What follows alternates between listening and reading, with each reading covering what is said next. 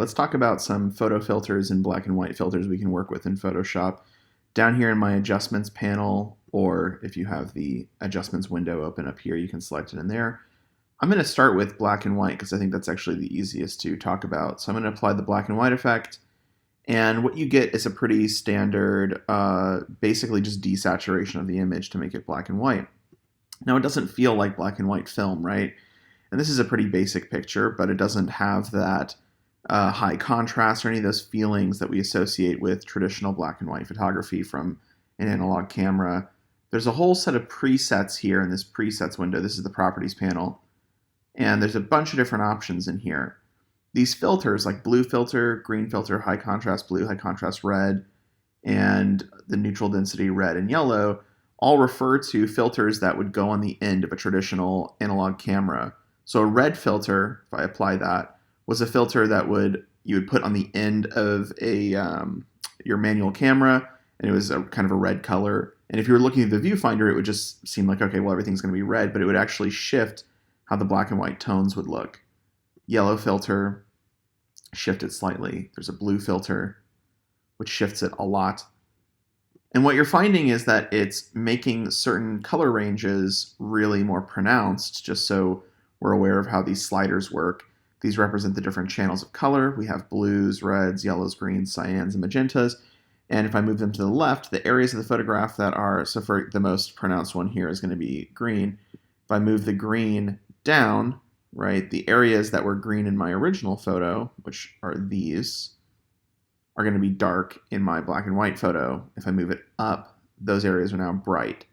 So you can actually get an idea of how these different filters are working. So if I go to high contrast blue filter, you're going to get a very particular look versus the high contrast red filter, right? So these red filters and yellow filters, they increase those areas, make them brighter, and they decrease the ones that they are filtering out, essentially.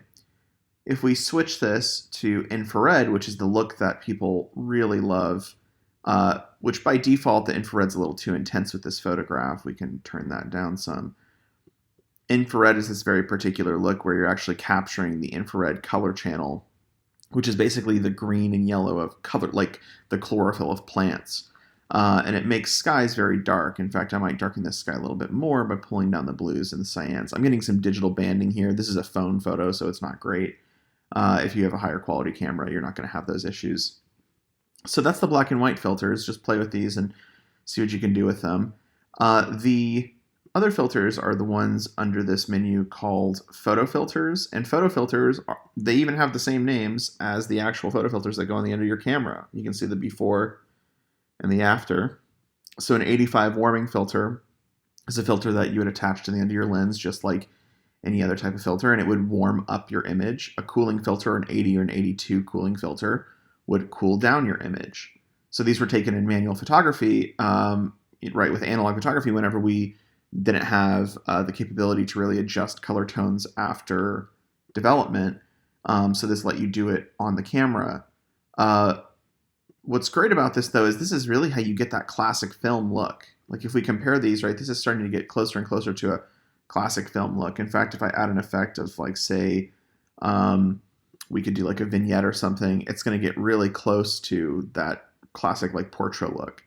So play around with these photo filters as well. There's a lot to them. And as you mess with these more and more, you'll see that there's the density of the filter. So if I crank this up, it's going to become more warm. If I pull it down, it's going to be less warm. See the difference there? And you can start to get that really specific kind of film look that so many people are trying to go for.